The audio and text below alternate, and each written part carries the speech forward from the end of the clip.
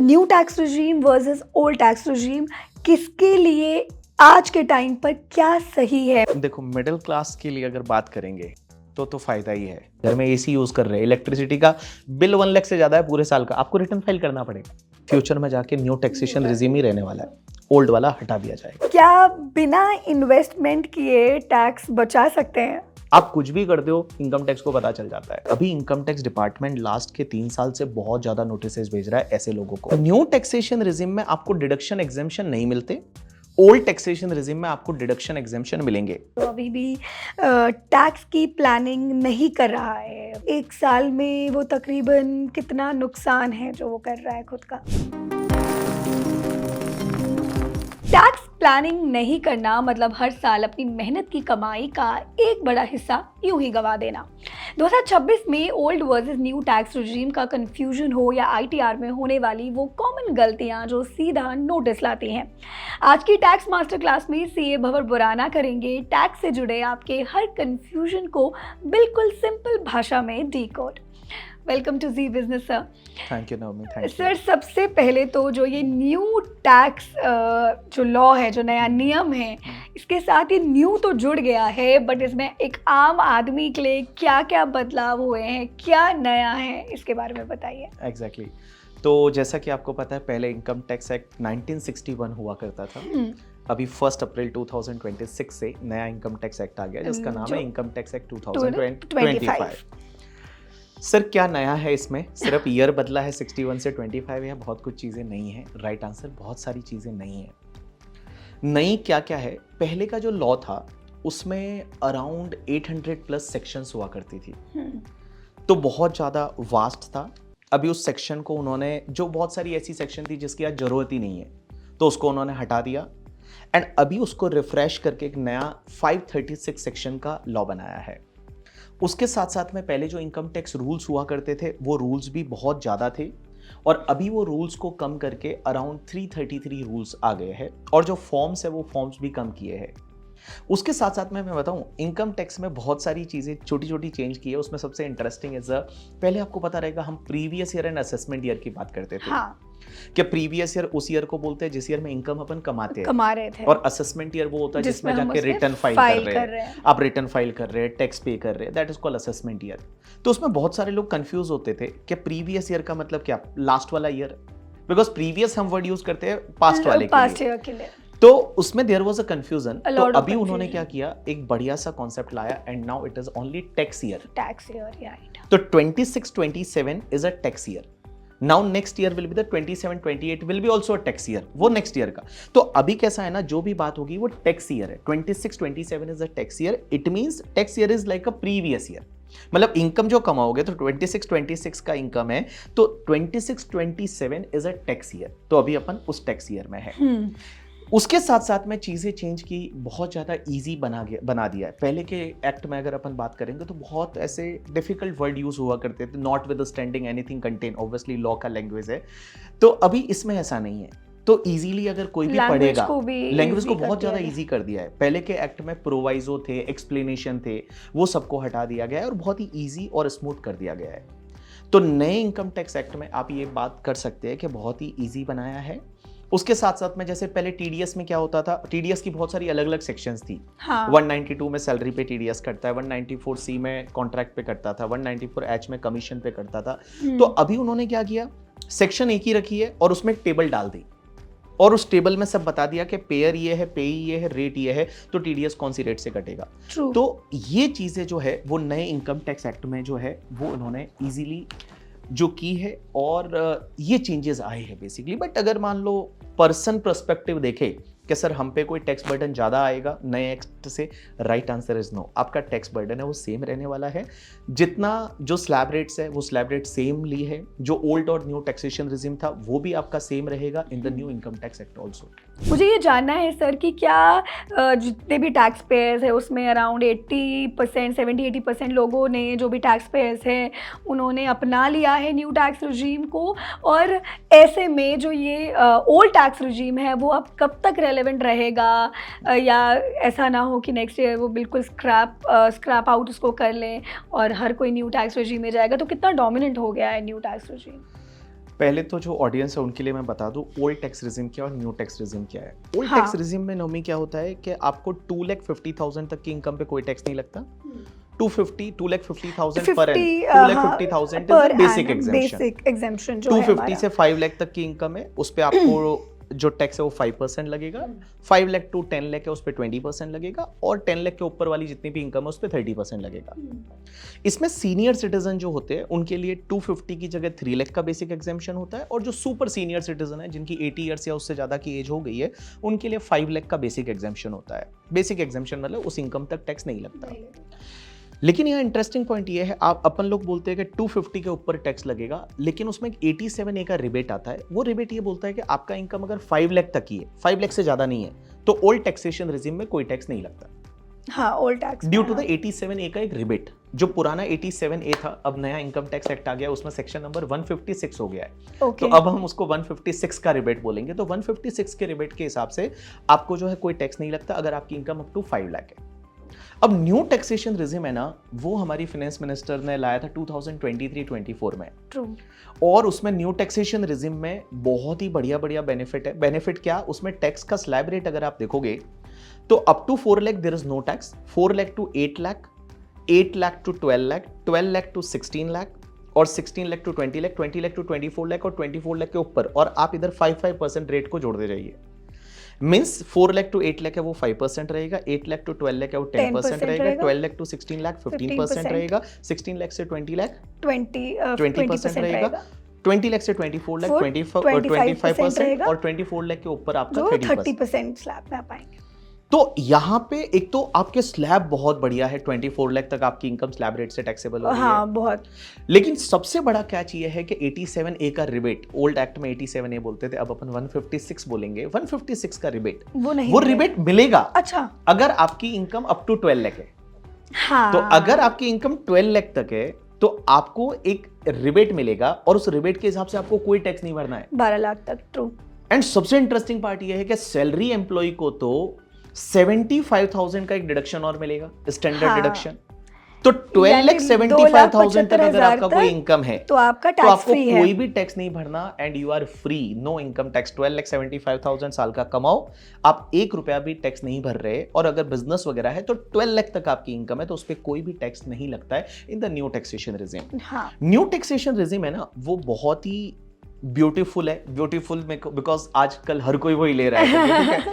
और मैंने अभी कुछ डेटा देखा था जिसमें around 85% people already shifted to new taxation regime. 85% लोग हैं वो न्यू टैक्सेशन रिजिम में शिफ्ट हो चुके हैं, एंड आगे जाके ऐसा बोला जा रहा है कि अराउंड 2028 के आसपास ओनली न्यू टैक्सेशन रिजिम है वही रहने वाला है। And new taxation regime is now me default taxation regime. It is a default मतलब आपको यही, अगर आपको ये नहीं लेना है तो आपको ऑप्ट आउट करना पड़ेगा। ऑप्ट आउट करना पड़ेगा, वरना हाँ, ये डिफॉल्ट यही है। हाँ, और न्यू टैक्सेशन रिजिम का जो पहले सेक्शन हुआ करता था 115 BAC old income tax act में, जहां हम ऑप्ट करते थे। अब नया जो सेक्शन है दैट इज द 202 करके सेक्शन नंबर है 202, उसमें न्यू टैक्सेशन रिजिम के बारे में बताया गया है, जो कि इंडिविजुअल HUF AOP BOI के केस में लगता है। मुझे ये जानना है कि new tax regime versus old tax regime किसके लिए आज के टाइम पर क्या सही है? सबसे पहली चीज ये है कि आपकी इनकम कितनी है। इनकम अगर 12 लाख तक है ना तो no brainer new tax regime is a best. Due to the 156 का रिबेट आपका टैक्स 0 हो जाएगा।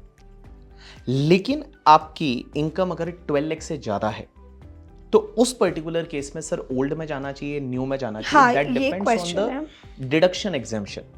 क्योंकि न्यू टैक्सेशन रिजिम में आपको डिडक्शन एग्जेम्पशन नहीं मिलते, ओल्ड टैक्सेशन रिजिम में आपको डिडक्शन एग्जेम्पशन मिलेंगे।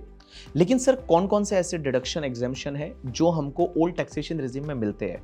उसमें सबसे बढ़िया जो बात आती है दैट इज द HRA की, हाउस रेंट अलाउंस। और बिकॉज सैलरी एम्प्लॉय आप देखोगे तो मैक्सिमम सैलरी एम्प्लॉय का जो सैलरी कंपोनेंट है उसमें एक HRA का मेजर कंपोनेंट रहता है। तो हाउस रेंट अलाउंस है वो उसकी एग्जेम्पशन मिलती है, बट ये ओल्ड टैक्सेशन रिजिम में मिलेगी, न्यू में तो नहीं मिलेगी। और HRA का एग्जेम्पशन कितना मिलता है कि आपकी सैलरी का 50% और 40%। 40% यस। 50% मेट्रो सिटीज में, मुंबई, दिल्ली, कोलकाता एंड चेन्नई। लेकिन बड़ी इंटरेस्टिंग सी चीज है कि इसमें इस बार इन्होंने 4 सिटीज को ऐड किया ऐड कर दिया और वो है, 4 right? सिटीज कौन कौन सी है? हैदराबाद है, उसमें पुणे है, अहमदाबाद है एंड बैंगलोर है। बैंगलोर।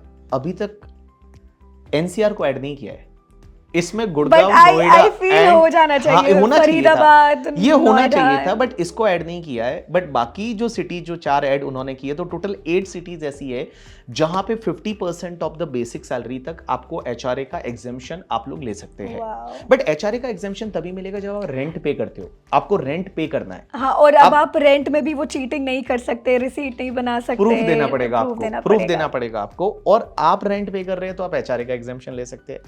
एक एग्जेम्पशन होता है लीव ट्रेवल कंसेशन का। लीव ट्रेवल कंसेशन का मतलब होता है कि एम्प्लॉयर एम्प्लॉय को घूमने के लिए पैसा देता है। एलटीसी बोलते हैं अपन, लीव ट्रेवल कंसेशन बोलते हैं उसको। उसमें आप, आपके स्पाउस और 2 बच्चे जो है उनको आप ले जाके घूमने ले जा सकते हो, और उसमें जितना भी आपको इकोनॉमी क्लास का जो फेयर है उतना एग्जेम्पशन मिल जाता है। अदरवाइज आप ट्रेन से वगैरह किसी और मोड से ट्रेवल करते हैं तो ट्रेन का जो फर्स्ट क्लास एसी का फेयर रहता है उतने का आपको एग्जेम्पशन मिल जाता है। बट ये एग्जेम्पशन भी ओल्ड में मिलेगा, न्यू में नहीं मिलेगा। उसके साथ साथ एक प्रोफेशनल टैक्स करके होता है, जितना अपन जिसको प्रोफेशनल टैक्स बोलते हैं। प्रोफेशनल टैक्स आप पे करते हो 2500 समथिंग रहता है ईयरली, उसका आपको डिडक्शन मिलेगा, वो ओल्ड में मिलेगा, न्यू में नहीं मिलेगा। अगर आपने हाउसिंग लोन लिया और हाउसिंग लोन का आप इंटरेस्ट पे कर रहे हैं तो उसका 2 लाख तक का आपको एग्जेम्पशन डिडक्शन मिलता है, वो आपको ओल्ड में मिलेगा, न्यू में नहीं मिलेगा। तो अगर आपने लोन लेके घर खरीदा है तो लोन का जो इंटरेस्ट है, वो इंटरेस्ट आपको जो हाउस प्रॉपर्टी में जो मिलता है डिडक्शन, वो आपको ओल्ड में मिलेगा, न्यू में नहीं मिलेगा। एक और चीज, अगर अपन डिडक्शन की बात करें तो जितने भी पुराने डिडक्शन 80C वगैरह जो थे, 80C, 80 CCD1, 80D, अब इनके सेक्शन नंबर चेंज हो गया। 80C वगैरह है, उसका सेक्शन नंबर हो गया 123। Okay. That is the 123 is the new section number of the 80C। तो ये जो डिडक्शन है ना, ये आपको नहीं मिलेंगे in the new tax regime, but old में आपको मिलेगा। ओल्ड में अगर 80C की बात करें तो मिलेगा। एक और चीज, जब आप हाउसिंग लोन लेते हैं तो हाउसिंग लोन के रीपेमेंट में 2 चीजों का पेमेंट होता है, one is the interest and one is the principal. Interest का डिडक्शन हाउस प्रॉपर्टी में ले लीजिए, प्रिंसिपल का डिडक्शन आप 80C में ले सकते हैं। प्रिंसिपल का डिडक्शन आप 80C में ले सकते हैं। तो ओल्ड टैक्सेशन रेजिम में ये सब बेनिफिट्स वगैरह है, ये बेनिफिट्स आपको मिलते हैं। न्यू टैक्सेशन रेजिम में ये बेनिफिट नहीं मिलते। अब यहां पे आपका डाउट ये रहेगा, हमको कौन सा चूज करना? हम तो, मेरा नेक्स्ट क्वेश्चन ही ये है कि अगर मुझे आसान भाषा में ये बिल्कुल समझना हो कि अब ओल्ड टैक्स रिजीम जो है वो किस सैलरी वाले के लिए होना चाहिए और न्यू टैक्स रिजीम एक्चुअली में किस सैलरी वाले के लिए ज़्यादा फायदेमंद? देखो, सिंपल सा लॉजिक है। आपकी इनकम जो सैलरी है, वो इनकम जो है वो 12 लाख या 1275 का सैलरी है तो न्यू में चले जाओ, कोई टैक्स नहीं लगेगा। अगर उससे ज़्यादा है, अब मैं आपको एक अपर लिमिट बताता हूं कि जिनका इनकम 25 लाख से ज़्यादा है और उनके डिडक्शन एग्जेम्पशन 8 लाख से ज़्यादा है, तो उनके लिए ओल्ड इज बेटर। और डिडक्शन एग्जेम्पशन 8 लाख से कम है तो उनके लिए न्यू इज बेटर। जिनका इनकम 25 लाख से ज्यादा है उनके लिए आप बता तो 25 लाख से अगर आपका ज्यादा इनकम है, you are earning more than 25 lakh in the year and your exemption deduction is more than 8 lakh, then old is better. And if it is less than 8 lakh तो न्यू इज बेटर। अब उसके बाद में सर हम लोग क्या करें जिनका सैलरी 12 लाख से ज्यादा है बट 25 लाख के बीच में है? हाँ, तो मैं बताऊं, इनकम टैक्स की वेबसाइट पे एक कैलकुलेटर दे रखा है। You have to put your detail कि मेरे ये एग्जेम्पशन है, ये डिडक्शन है, इतना इनकम है, आप मुझे बताओ मेरे लिए क्या बेनिफिशियल है।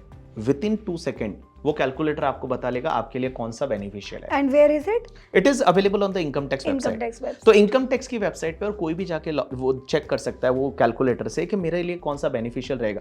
बिकॉज कैसा है ना नवमी, इसमें हर पर्सन के लिए अलग अलग चीजें होगी, कितना उसका एग्जेम्पशन है, कितना डिडक्शन है, कौन सा वाला डिडक्शन है, उसके बाद वो पर्सन सीनियर सिटीजन है या नॉन सीनियर सिटीजन है, तो वो सब चीजों को कंसिडर करके आप वो कैलकुलेटर पे देख सकते हैं। और यहाँ पे चाहिए तो मैं टीम को बोलूंगा कि यहाँ पे एक वो चार्ट भी बना के डाल सकते हैं कि आपका सैलरी कितना है, डिडक्शन एग्जेम्पशन कितना है, तो उस पर्टिकुलर केस में आपको जो है वो न्यू या ओल्ड कौन सा आपके लिए बेनिफिशियल रहेगा।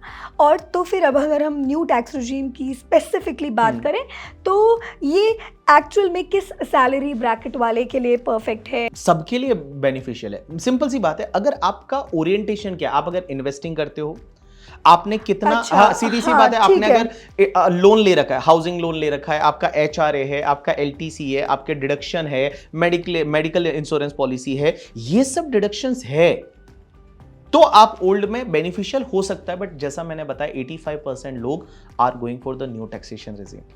एंड जिसका 12 लाख तक का सैलरी है उसके लिए तो वैसे भी न्यू नो ही है, उसको ब्रेनर, तो नो न्यू ही ब्रेनर जाना है, है। कोई टैक्स नहीं भरना है, सीधी True. सी बात है, ओल्ड में जाओगे टैक्स भरना पड़ेगा आपको। हाँ हाँ हाँ। तो मैं आपसे जानना चाहती हूँ कि एक्चुअल में जो ये डिडक्शंस खत्म हो गए न्यू टैक्स रिजीम के आने से, तो ये क्या एक्चुअल में हमारे लिए फ़ायदेमंद है या ये नुकसान है? एक्चुअल में इसमें एक आम आदमी को, एक मिडिल क्लास पर्सन को क्या मिला है? देखो मिडिल क्लास के लिए अगर बात करेंगे हाँ, तो फायदा ही है, ओके। क्योंकि आप मिडिल क्लास किसको बोलते हो, जो लाइक 10 से 20 लाख की रेंज में पर एनम कमाता कमा रहा है। है, तो उसके लिए तो फायदा ही है। Because in new taxation regime आपकी स्लैब रेट बहुत कम है, अगर 12 लाख तक ही आप इनकम है तो वो टैक्स ही नहीं पे करना। इसमें हम जो बात कर रहे थे डिडक्शन की, कि इसमें डिडक्शन आपको नहीं मिलते न्यू टैक्सेशन रेजिम में, बट एक डिडक्शन मिलता है अगर आपका एम्प्लॉयर एनपीएस में कंट्रीब्यूशन करता है तो। एनपीएस इज नेशनल पेंशन हाँ हाँ, अगर एम्प्लॉयर ने एम्प्लॉयर में कंट्रीब्यूशन किया तो आपका 14% ऑफ द सैलरी का 14% तक अगर उसने एम्प्लॉयर ने कंट्रीब्यूशन किया तो पहले तो वो आपकी सैलरी का पार्ट बन जाता है, टैक्सेबल हो जाता है, लेकिन आपको 80 CCD2 का डिडक्शन मिलता है। इसमें जो सेक्शन ओल्ड एक्ट में थी 80 CCD2, उसमें आप डिडक्शन है वो ले सकते हैं। तो अगर आप बोलोगे कि आप समझो पहले कैसा था ना कि आपकी इनकम 5 लाख है तो भी आपको टैक्स भरना है, हाँ, आपकी इनकम जो है 6 लाख आपको टैक्स भरना है, 6-7 लाख में एंड भी हम स्लैब भरते थे। ट्रू। स्लैब भी बहुत कम था, आज की डेट में 24 लाख तक आपका स्लैब जा रहा है, तो बहुत ही बढ़िया है। अगर आप 24 लाख भी कमाते हैं तो सिर्फ आपको 3 लाख टैक्स भरना है in the new taxation regime. 24 lakh में से आप 3 लाख टैक्स भर रहे हैं तो अराउंड कितना आपका 12-15% टैक्स हो गया। 12-15% तो आप टैक्स कंट्रीब्यूट करोगे ही, इतना तो बनता ही है। सो न्यू टैक्सेशन रेजिम कहीं पे भी आपको लॉस नहीं है, it is a very good move by the government.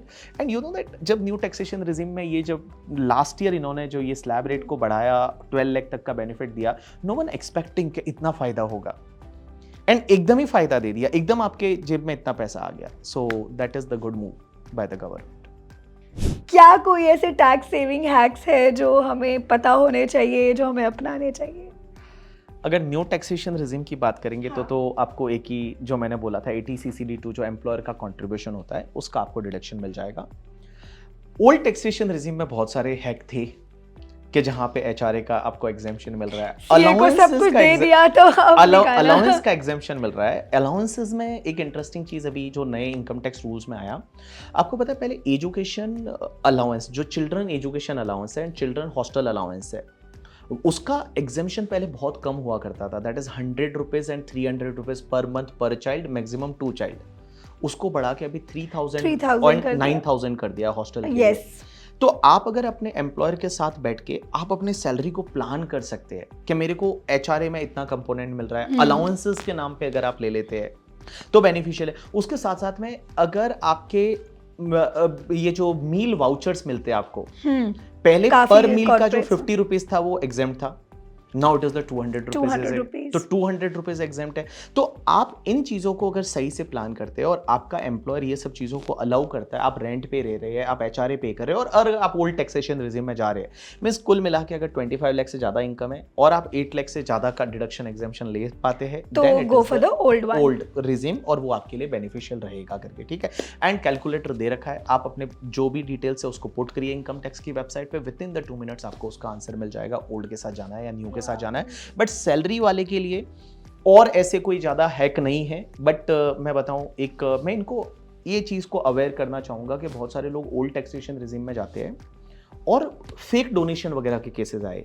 मैं आपको बताऊं, फेक डोनेशन, चैरिटेबल डोनेशन या पॉलिटिकल डोनेशन, पॉलिटिकल पार्टीज को, इंडिया में बहुत सारी पॉलिटिकल पार्टीज है हजारों की संख्या में, और वो पॉलिटिकल पार्टीज है उनको बैंक से ये डोनेट कर देते हैं, फिर वो कैश में वापस आ जाते हैं। अभी इनकम टैक्स डिपार्टमेंट लास्ट के 3 साल से बहुत ज़्यादा नोटिस भेज रहा है ऐसे लोगों को कि जिन्होंने क्या किया कि ये सब चीज़ें की। तो ये है ना, इसको नवमी बोलते हैं टैक्स इवेजन। आप ये इवेड कर रहे हो टैक्स, आप गलत काम कर रहे हो। टैक्स प्लानिंग करिए, आप प्लानिंग करिए, PPF में पैसा डालिए करके, ठीक है।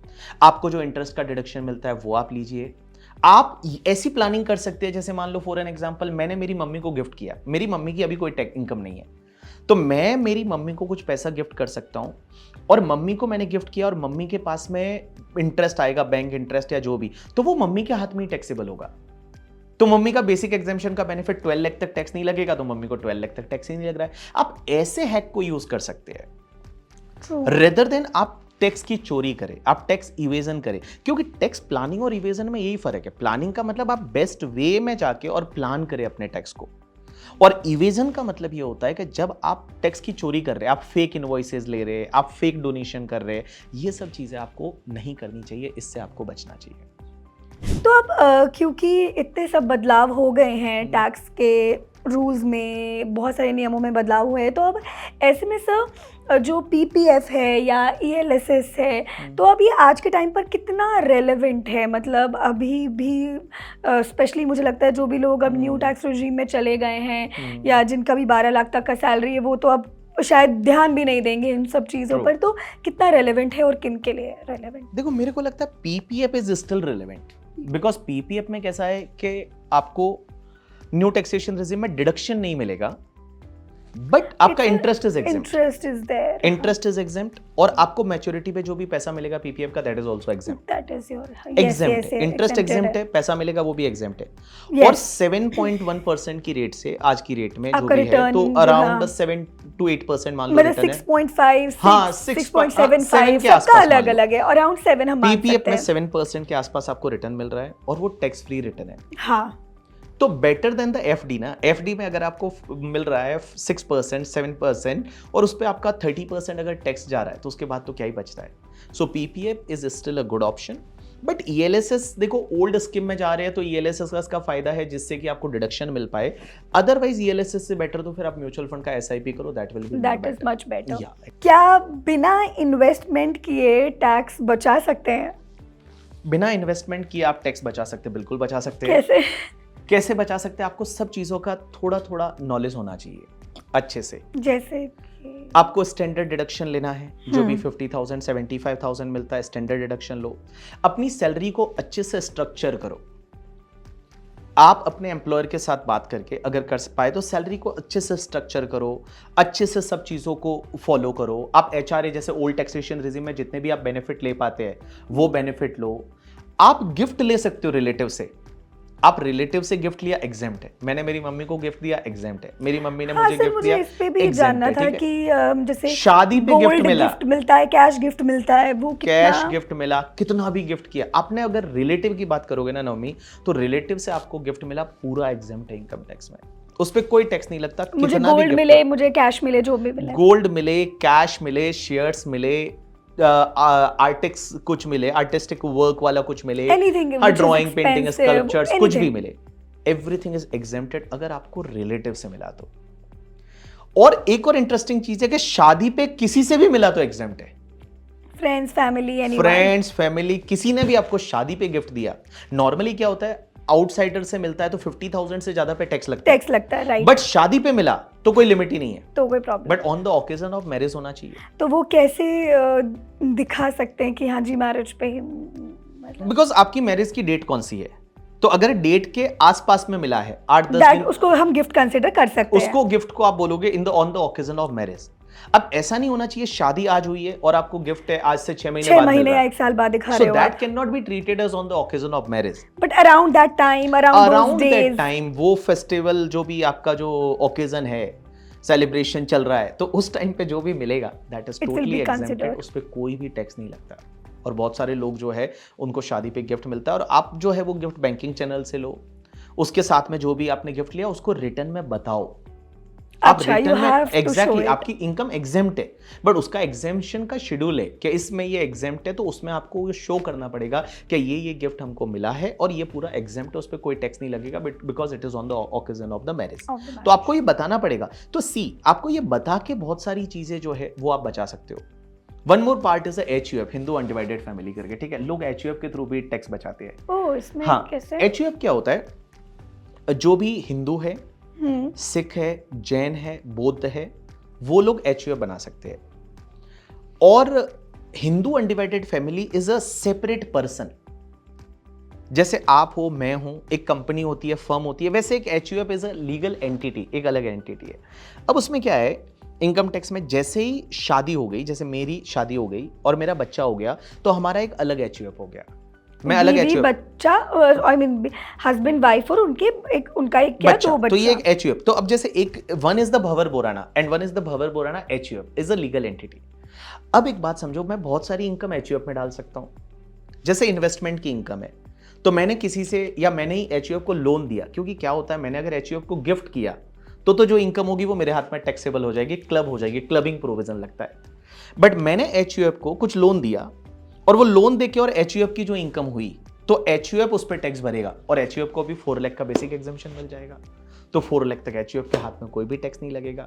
So that is also one way कि जहां पे आप ये प्लान कर सकते हैं, आप एचयूएफ बना सकते हैं और कुछ ऐसी जो इनकम है वो एचयूएफ में आप डाल सकते हैं। जैसे कोई प्रॉपर्टी खरीदनी है, तो हो सकता है कि आपके पास एचयूएफ के पास फंड क्रिएट करके एचयूएफ में प्रॉपर्टी खरीद लो, तो उसका जो रेंटल इनकम आ रहा है वो एचयूएफ को मिलेगा, और जब एचयूएफ को मिलेगा तो एचयूएफ को टैक्स नहीं लगेगा या बेसिक एग्जम्पशन का बेनिफिट है वो आपको मिल जाएगा। उसके साथ साथ में अगर मैं बात करूं, जैसे अपन बहुत बार टैक्स हार्वेस्टिंग की बात करते हैं। हाँ, तो टैक्स हार्वेस्टिंग क्या होता है, मेरा जैसे अभी जो शेयर मार्केट की बात करूं, मार्च 2026 में शेयर मार्केट डाउन था, अपने म्यूचुअल फंड, बहुत सारे इक्विटी डाउन था, तो लॉस हो रहा था। तो मैंने क्या किया कि मेरे में लॉस बुक किया और उसी टाइम मैंने वाइफ में वो शेयर खरीद लिया। तो मैंने मेरे में लॉस बुक किया, वाइफ में वो शेयर खरीद लिया, तो मुझे वो लॉस हुआ। तो मेरे कुछ दूसरे गेन थे, उसके सामने मेरे को सेट ऑफ मिल गया।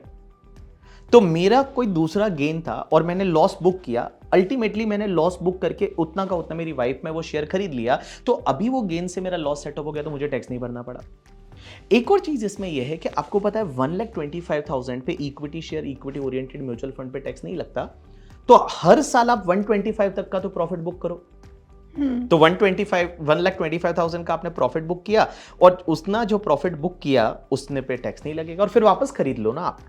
आप वापस खरीद लो, तो आपने एक बार बेचा, आपने प्रॉफिट बुक कर दिया, फिर उसी रेट पे आपने वापस इन्वेस्ट कर दिया। तो 1,25,000 जो है वो आपको टैक्स लगा ही नहीं उस प्रॉफिट पे। तो every year you can do that is called tax harvesting. या तो ये कुछ चीजें हैं जो आप कर सकते हो। और मैं गिफ्ट की जब मैं बात कर रहा था कि आप अपने रिलेटिव्स में गिफ्ट देते हो, फैमिली में गिफ्ट देते हो, तो इसमें लेकिन एक चीज ध्यान रखना है, बहुत सारी जगह क्लबिंग प्रोविजन होता है।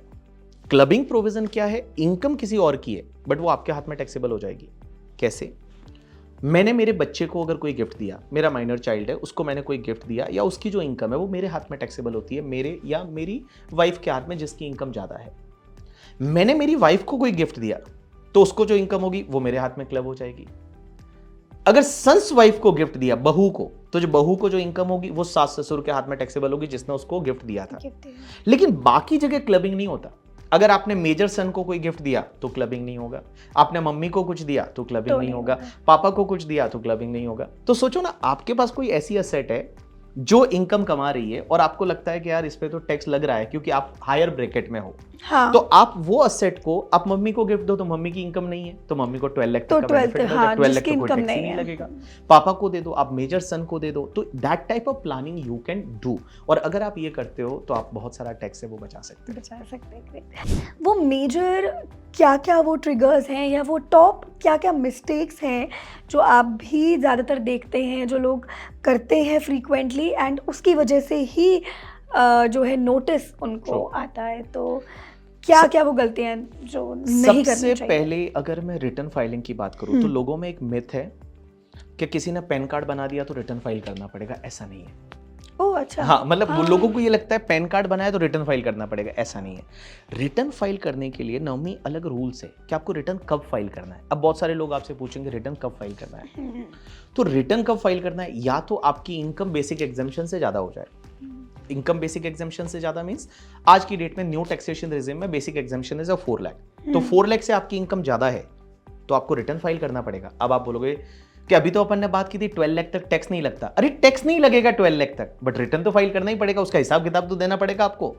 तो रिटर्न फाइल करना पड़ता है। आपकी इनकम 4 लाख से ज्यादा है, न्यू टैक्सेशन रिजिम में, you have to file the return. और जिसका इनकम 4 लाख से कम होगा वो नहीं करे आईटीआर? नहीं करने की जरूरत ही नहीं। जरूरत ही आप वॉलंटरीली करना चाहो तो कर सकते हो, दैट इज योर चॉइस। तो उसका कोई बेनिफिट है कि अगर कोई करना चाहे? बेनिफिट ये है कि आपके पास हर चीज ट्रैक में रहेगी। आपको अगर लोन लेना है कहीं तो आपका आईटीआर मांगेंगे, तो वो आप क्रेडिट कार्ड के लिए अप्लाई कर रहे हो तो आपको उसके लिए ITR चाहिए। तो मतलब इट्स अ गुड, मतलब कह सकते हैं गुड हैबिट या Exactly, होना ही चाहिए। एक डिसिप्लिन। बट अभी भी इंडिया में आप देखोगे अराउंड 9 करोड़ लोग हैं जो रिटर्न फाइल करते हैं आउट ऑफ द 150 करोड़ का पॉपुलेशन। तो वो नंबर बहुत कम है और ये नंबर धीरे धीरे बढ़ेगा क्योंकि अवेयरनेस बढ़ रही है। लोगों को जहाँ लोन लेने जा रहे हैं हर फाइनेंशियल ट्रांजेक्शन में उनको जो है वो पूछ रहे रिटर्न क्या है, रिटर्न कितना इनकम बताया, तो दैट इज द उसको रिटर्न फाइल करना है। अब यहाँ इंटरेस्टिंग चीज आती है कि आपके पास इनकम बिल्कुल नहीं है, हाँ, बट इंडिया के बाहर आपकी कोई असेट है, इंडिया के बाहर आपकी असेट है तो आपको रिटर्न फाइल करना ही है। अगर आप इंडिया में रहते हो, आप रेजिडेंट हो इंडिया के, तो रेजिडेंट हो और इंडिया के बाहर आपकी कोई असेट है including financial interest in any entity outside India, foreign company के आपके पास शेयर है, फॉरेन की पार्टनरशिप फर्म में आप पार्टनर हो या फॉरेन में कोई बैंक अकाउंट है, तो आपको इंडिया में रिटर्न फाइल करना मैंडेटरी है अगर आप इंडिया के रेजिडेंट हो तो। और नहीं किया ना और आपने बताई नहीं कुछ इनकम फॉरेन की वगैरह, तो उस पर्टिकुलर केस में बहुत ज्यादा नोटिसेस आते हैं। और एक नया एक्ट है ब्लैक मनी एक्ट करके 2015, वो लगता है जब फॉरेन की कुछ ऐसी इनकम या असेट है जो आपने डिस्क्लोज नहीं की और वो पता चल जाए इनकम टैक्स डिपार्टमेंट को, तो ब्लैक मनी एक्ट में आपको पकड़ सकते हैं। और उधर तो बहुत ज्यादा टैक्स और पेनल्टी है, 30% उधर टैक्स है और 30% का 3 टाइम पेनल्टी है। तो अगर आपने इंडिया के बाहर सपोज 1 करोड़ का कोई प्रॉपर्टी खरीदा था, आपने डिस्क्लोज ही नहीं किया, तो 1 करोड़ पे आपको 30% tax, that is 30 lakh rupees tax, और उस पे 90 लाख का पेनल्टी। मींस 1 करोड़ 20 लाख आपको पे करना पड़ेगा अगर आपने 1 करोड़ इन्वेस्ट किया था बाहर। तो ये सब चीजें जो है वो आपको देखनी चाहिए। उसके साथ साथ में इंटरेस्टिंग एक और रिटर्न किसको फाइल करना पड़ता है, you know that one more interesting चीज इज, आपके करंट अकाउंट में पूरे साल में डिपॉजिट 1 करोड़ से ज्यादा हुआ, आपको रिटर्न फाइल करना है। करंट अकाउंट में डिपॉजिट 1 करोड़ से ज्यादा हुआ, रिटर्न फाइल करना है। आपके सेविंग अकाउंट में डिपॉजिट 50 लाख रुपए या उससे ज्यादा हुआ पूरे साल में, आपको रिटर्न फाइल करना पड़ेगा। आप फॉरेन ट्रेवल पे घूमने गए, 2 लाख से ज्यादा स्पेंड किया, रिटर्न फाइल करना पड़ेगा। इलेक्ट्रिसिटी का एक्सपेंसेस पूरे साल का मिला के 1 लाख से ज्यादा है, घर में AC यूज कर रहे हैं, इलेक्ट्रिसिटी का बिल 1 लाख से ज्यादा है पूरे साल का, आपको रिटर्न फाइल करना पड़ेगा। एंड अगर आपका TDS TCS कटा है और वो 25,000 या उससे ज्यादा है, सीनियर सिटीजन के केस में 50,000 या उससे ज्यादा है, तो आपको रिटर्न फाइल करना है। जैसे आपने गाड़ी खरीदी, एक 30 लाख की गाड़ी खरीदी अच्छी वाली, जब 30 लाख की गाड़ी खरीदी, कार खरीदी, तो उस पर TDS आया हो, TCS आया होगा। अब आपका TCS कलेक्ट हुआ है और आप रिटर्न ही फाइल नहीं कर रहे हो तो आप पकड़े जाओगे। तो इन लोगों को आपको रिटर्न फाइल करना है। अब रिटर्न फाइल करते टाइम क्या क्या गलतियां करते हैं, सबसे पहली चीज तो आप गलत ITR फॉर्म कभी कभी सेलेक्ट कर लेते हो। दूसरी चीज, आप जब रिटर्न फाइल कर रहे हो ना, तो आपको क्या करना है, आपके 26 AS है और एनुअल इंफॉर्मेशन स्टेटमेंट में क्या क्या चीजें दिख रही है वो सब कंसिडर करके रिटर्न फाइल करना है। हमारे पास भी जब बहुत सारे क्लाइंट आते हैं, जब हम उनको पूछते हैं कि भाई तुम्हारी इनकम का इस साल कितनी हुई, तो वो बताते ही नहीं है कि पता नहीं इस साल तो कुछ हुआ ही नहीं। फिर हम जब उनके सामने वो रखते हैं AIS एनुअल इंफॉर्मेशन फॉर्म, तो बताते आपको इतना डिविडेंड मिला था, वो तो आपने बताया ही नहीं। आपको इतना म्यूचुअल फंड से इनकम मिला है, वो तो आपने बताया ही नहीं। इतना बैंक FD पे इंटरेस्ट मिला है, वो तो आपने बताया ही नहीं। तो वो सब चीज़ों को कंसिडर करके और फिर आपको जो है वो अपना रिटर्न फाइल करना है। प्रॉपर्टी पे TDS कटा था, प्रॉपर्टी बेची है, उस पर कैपिटल गेन कमाया, बट आप बता ही नहीं रहे हो। तो ये सब चीज़ें आपको बतानी पड़ेगी रिटर्न फाइल करते टाइम। आप छुपाना मत, बिकॉज अभी है ना, इनकम टैक्स डिपार्टमेंट के पास ऐसा एक कैमरा है जो सबको देख रहा है, और जो आप फाइनेंशियल ट्रांजैक्शन करते हो ना, सब पे उनकी नज़र है। आप कुछ भी करते हो, इनकम टैक्स को पता चल जाता है। आपने प्रॉपर्टी खरीदा 30 लाख या उससे ज़्यादा का, आपका इनकम टैक्स डिपार्टमेंट को इन्फॉर्मेशन चली जाएगी। आपने क्रेडिट कार्ड का 10 लाख से पेमेंट ज़्यादा का पेमेंट किया पूरे साल का, आपकी इन्फॉर्मेशन डिपार्टमेंट के पास चली जाएगी। आपने FD बनाई, आपकी डिटेल इनकम टैक्स डिपार्टमेंट के पास चली जाएगी। आपने शेयर खरीदे, म्यूचुअल फंड खरीदे, सब चीज़ें इनकम टैक्स डिपार्टमेंट के पास जा रही है। और छोटा अमाउंट हो बड़ा अमाउंट नहीं, that depends on the limit to limit. जैसे प्रॉपर्टी के केस में 30 लाख का लिमिट है, FD के केस में 10 लाख का लिमिट है, ठीक है। या गाड़ी की केस में भी आई गेस 5 to 7 लाख के ऊपर आपको देना ही पड़ेगा वो पैन कार्ड। हाँ, वो पैन कार्ड तो देना ही पड़ता है, बट उसमें कैसा है, अगर आप कैश में पेमेंट वगैरह कर रहे हो, हाँ, तो उसमें कैश में पेमेंट वगैरह आप 2 लाख से ज्यादा का कैश में पेमेंट कर ही नहीं सकते। ठीक है। अगर वो सब चीजें हैं तो वहां पे आपकी डिटेल जाती है। इनकम टैक्स डिपार्टमेंट ने SFT बना हुआ है, जिसको बोला जाता है statement of financial transaction. Share market में जो ये अपने स्टॉक एक्सचेंजेस है, उनको बोला हुआ है इनकम टैक्स डिपार्टमेंट को इन्फॉर्मेशन दो। आपकी बैंक को बोला हुआ है income tax department, registrar of property को बोला हुआ है इनकम टैक्स डिपार्टमेंट। तो सब उनके पास आपकी डिटेल आ रही है और वो डेटा को पूरा एनालाइज करते हैं और फिर आपको नोटिसेस आते हैं। तो रिटर्न फाइल करते टाइम पूरा ध्यान रखें, एकदम सजग रहे करके, ठीक है, और सब चीज़ों को कंसिडर करने के बाद आप अपना रिटर्न फाइल करें जिससे कि आपको नोटिस ना आए। तो ओके, तो यहाँ पे तो हम ये समझ गए कि कौन कौन सी मिस्टेक्स है जो हमें नहीं करनी है, बट अब अगर हम सैलरीड जो एम्प्लॉयज़ हैं उनकी बात ना करके, अब अगर हम बात करें कंसल्टेंट्स की, फ्रीलांसर्स की, या जैसे आजकल कंटेंट क्रिएटर्स हैं, तो इनके लिए जो टैक्स है वो कैसे जो है काम करता है? मैं बताऊं, फ्रीलांसिंग की जो इनकम है वो कहाँ जाएगी? ये बिजनेस में जाएगी या अदर सोर्सेज में जाएगी? ये बिजनेस में जाएगी, बिकॉज आप फ्रीलांसिंग में कुछ भी काम कर रहे हो, it is a business activity और ये आपके लिए बिजनेस में जाएगी। अब फ्रीलांसिंग में बहुत सारी चीज़ें ऐसी होती है जो एज अ प्रोफेशन मानी जाती है, जैसे टेक्निकल कंसल्टेंसी है या वो प्रोफेशन मानी जाती है। अब है ना, प्रोफेशनल के लिए एक बहुत बढ़िया सेक्शन है जिसको अपन पुराने एक्ट में सेक्शन 44 एडीए बोलते थे। नए एक्ट में उसका सेक्शन नंबर चेंज हो गया है, दैट इज द 58 सेक्शन हुआ है। 44 एडीए में क्या होता था कि अगर आपके पूरे साल का ग्रॉस रिसिट 50 लाख रुपीस तक है और अगर आपकी कैश की ग्रॉस रिसिट है वो 5% से ज़्यादा नहीं है, तो ये लिमिट 75 लाख हो जाती है, तो उस पर आप अपना पीजीबीपी का इनकम, बिजनेस का इनकम सीधा 50% बता दीजिए। तो 50% इनकम बताइए, खुश रहे, डिपार्टमेंट आपको कुछ नहीं बोलेगा। So suppose for an example freelancing में, और आप अगर प्रोफेशन में आते हो, बट यहाँ पे ग्रे एरिया है कि आप उस प्रोफेशन की डेफिनेशन में आते हो या नहीं, बिकॉज प्रोफेशनल का एक स्टैंडर्ड डेफिनेशन दे रखा है जिसमें इंजीनियर है, चार्टर्ड अकाउंटेंट है, मेडिकल है, फिल्म आर्टिस्ट है, एक्टर है, डायरेक्टर है, प्रोड्यूसर है, ये सब जो है ये प्रोफेशनल्स में आते हैं। टेक्निकल कंसल्टेंसी है, इंटीरियर डेकोरेटर है करके, इंजीनियर है, ये सब आते हैं प्रोफेशनल में। तो ये लोग अगर प्रोफेशनल है तो आप 44 एडीए का बेनिफिट लेके और आप 50% अपना इनकम बता सकते हैं। तो इसमें एक बढ़िया चीज़ ये है कि अगर आप प्रोफेशनल है और आप पूरे साल का सिर्फ 24 लाख आपकी रिसिट है, 24 लाख रिसिट हुआ, 50% इनकम बता दीजिए, कितना हुआ? 12 लाख। 12 लाख पे आपको टैक्स ही नहीं भरना न्यू टैक्सेशन रिजिम में, तो आप 24 लाख कमा सकते हैं और उस पर आपको कुछ भी टैक्स नहीं भरा एज अ प्रोफेशनल के। तो ये मतलब ऐसे केस में नोटिस या कुछ तो नहीं?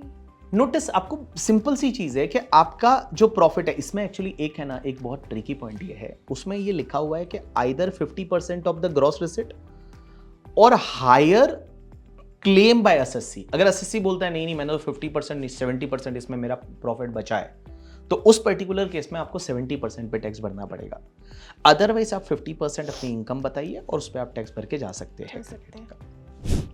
अब अगर हम बात करें डिजिटल एसेट्स की या क्रिप्टो से जो लोग कमाते हैं या एआई की इनकम, इस पर टैक्स का क्या प्रोविजन है? इसको लेकर टैक्स कैसे मतलब इस पर टैक्स कैसे लगता है बेसिकली? अगर क्रिप्टो की बात करें तो क्रिप्टो के केस में there is a standard 30% tax rate है। आपने जितने में खरीदा था, आपने जितने में बेचा, उसके बीच का जो प्रॉफिट है उस पर 30% आपको टैक्स पे करना है और उसके सामने कोई डिडक्शन, कोई एग्जेम्पशन नहीं ले सकते आप और सीधा फ्लैट टैक्सेबल होगा। जैसे 5 लाख में आपने बिटकॉइन खरीदा था, आपने आज की डेट में मान लो 8 लाख में आपने बेच दिया, तो जो डिफरेंस है उस डिफरेंस पे आपको 30% की रेट से टैक्स पे करना है। स्लैब का बेनिफिट नहीं मिलता उस पर, जो स्लैब रेट का बेनिफिट है वो नहीं मिलता, जो 5% 10% नहीं, फ्लैट आपको 30% से टैक्स पे करना पड़ेगा।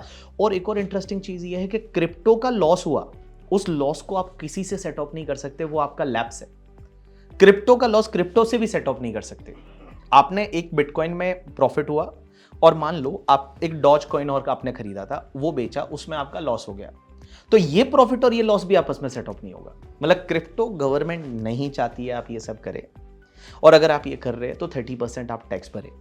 जो आपका प्रॉफिट हुआ उस पे आपको 30% टैक्स पे करना पड़ेगा। दूसरा एआई की जो इनकम है, अब एआई की इनकम में अल्टीमेटली आप क्या कर रहे हैं, तो नॉर्मली ये बिजनेस एक्टिविटी में आएगा। जैसे आप किसी के लिए वेबसाइट बना के दे रहे हैं, किसी को एआई को यूज करके किसी के लिए कंटेंट क्रिएट करके दे रहे हैं, तो ये जो इनकम रहेगी that is your business activity और वो आपकी नॉर्मल स्लैब रेट से टैक्सेबल होगा। तो अब अगर हम फ्यूचर की बात करते हैं सर, तो ऑलरेडी टैक्स सिस्टम काफ़ी सिंप्लीफाई कर लिया सरकार ने, बट अब अगर हम फ्यूचर की बात करें तो डायरेक्शन किस तरफ है? क्या ये टैक्स सिस्टम आने वाले कुछ सालों में लाइक इन 3 years या कमिंग 5 years में ये और सिंप्लीफाई होगा?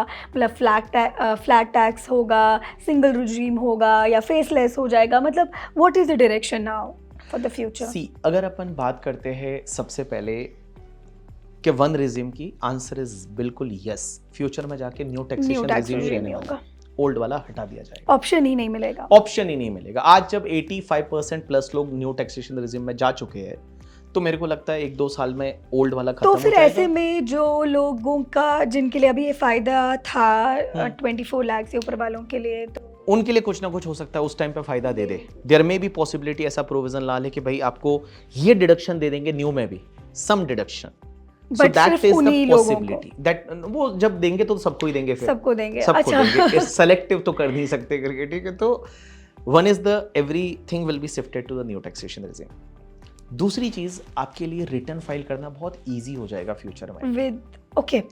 क्यों इजी होगा? क्योंकि हर चीज ऑलरेडी पहले से प्री फिल्ड रहेगी।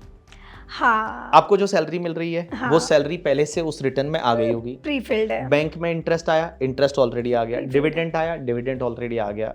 तो आपको जो इनकम मिलती है ना, वो सब रिटर्न में प्री फिल्ड पहले से रहेगी। आपको सिर्फ एंटर मारना है, हाँ, चेक करना है और एंटर, आपका रिटर्न हो गया, काम खत्म। कोई सीए के पास जाने की जरूरत नहीं, 2 मिनट में आप अपना रिटर्न फाइल कर देंगे। उसके साथ साथ में जो हर चीज को ट्रैक होता है, हर चीज ट्रैक होगी। आज की डेट में बहुत सारी टीडीएस टीसीएस की सेक्शन डाली है, तो टीडीएस टीसीएस की section is not to collect the tax, many section is just to track that. Bank से आप कैश निकालते हैं 1 करोड़ से ज्यादा, उस पर आपका टीसीएस आ रहा है, टीडीएस आ रहा है, तो ये टैक्स लेने के लिए नहीं है, ये ट्रैक करने के लिए कि कौन पर्सन 1 करोड़ से ज्यादा कैश निकाल रहा है।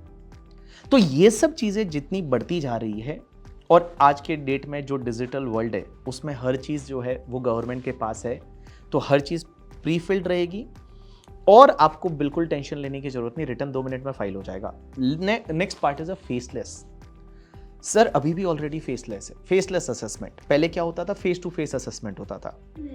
आप इनकम टैक्स डिपार्टमेंट जाते थे, फिर वो असेसिंग ऑफिसर आपसे कुछ 4 क्वेश्चन पूछता था, फिर वहाँ पे कहीं ना कहीं पे जब आपके सामने आदमी है तो करप्शन की बात आ जाती थी कि कहीं ना कहीं पे थोड़ा उसको लगता था कि कहीं कुछ हो जाए एंड ऑल। तो गवर्नमेंट ने देखा कि यहाँ पे करप्शन को बिल्कुल बंद करना है, और उसके लिए देखिए मैं विद द फेसलेस असेसमेंट।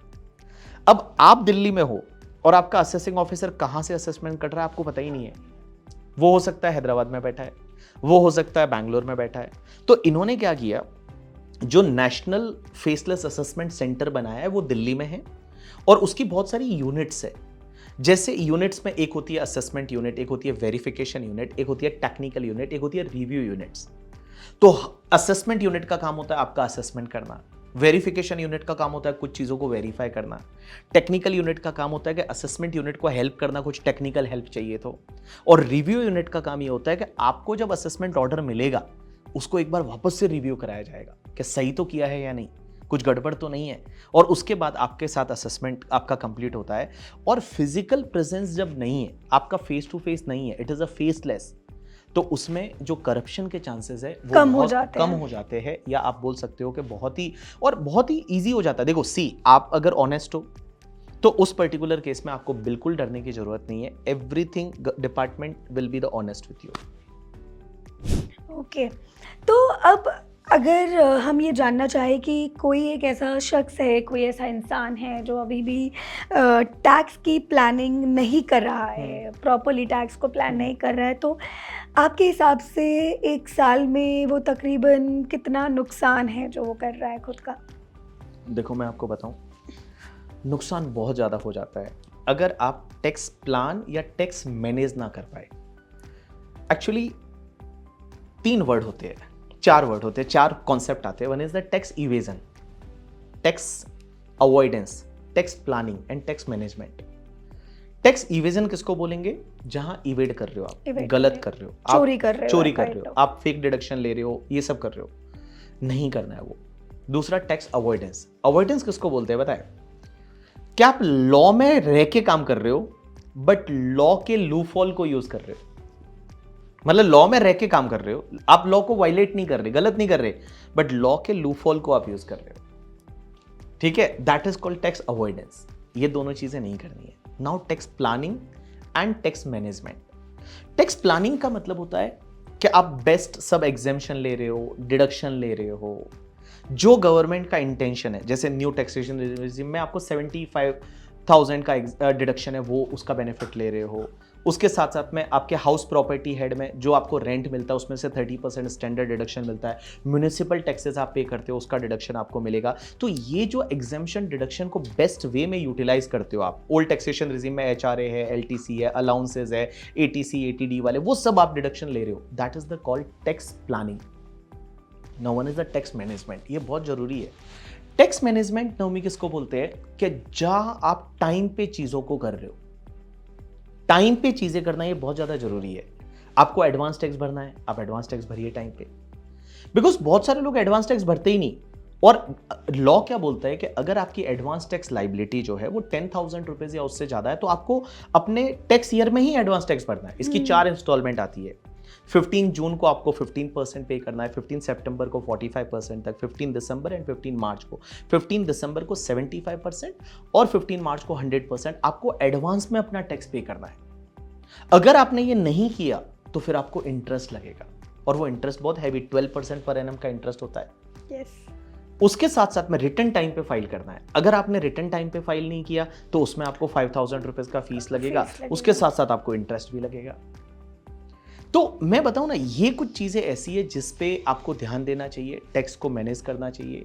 आप कुछ भी ऐसा ट्रांजैक्शन करते अपने टैक्स एडवाइजर से आप एडवाइस लीजिए। प्रॉपर्टी सेल परचेज करते, मैंने देखा है बहुत सारे लोग, किसी ने प्रॉपर्टी खरीदा, अब आज का लॉ है 50 लाख से ज्यादा का प्रॉपर्टी खरीदते हो आपको TDS काटना पड़ेगा आगे वाले का 1% की रेट से, और लोगों ने TDS ही नहीं काटा है और उसके बाद में उनको नोटिसेस आ जाते हैं। तो ये सब चीजें जो है जिनका आपको प्रॉपर ध्यान रखना है। In simple word, whatever financial transaction you are doing, just understand that transaction. आप अपने जो भी एडवाइजर है आप उनसे पूछिए, अपने चार्टर्ड अकाउंटेंट, एडवोकेट, जिससे आप टैक्स से रिलेटेड बातें करते हैं आप उनसे पूछिए। और उसके बाद भी आपके डाउट है तो जो जी बिजनेस का चैनल है उसके कमेंट सेक्शन में आप पूछ सकते हैं कभी भी, और हम लोग रिप्लाई करेंगे उसको। Great, thank you so much. Thank you Navami. So tax की मास्टर क्लास थी जहाँ पर टैक्स को कैसे प्लान करना है, कैसे टैक्स बचा सकते हैं, कैसे हम जो है ओवरऑल अपने पूरे फाइनेंशियल ईयर की प्लानिंग कर सकते हैं, या जिसे हम टैक्स ईयर कहते हैं, टैक्स ईयर की कैसे प्लानिंग कर सकते हैं, वो सभी सवालों के जवाब हमें जो है इस शो में, इस एपिसोड में मिल गए हैं। बट अगेन बहुत सारे ऐसे भी सवाल होते हैं जो आई एम श्योर हमने कवर नहीं किए होंगे और आपके मन में होंगे। तो अगर ऐसे कोई सवाल है, ऐसे कोई कन्फ्यूजन्स हैं तो हमें कमेंट करके ज़रूर बताएं। और आपकी ज़रूरत से जुड़ी ऐसी ही और भी वीडियोस के लिए कीप वॉचिंग जी बिजनेस।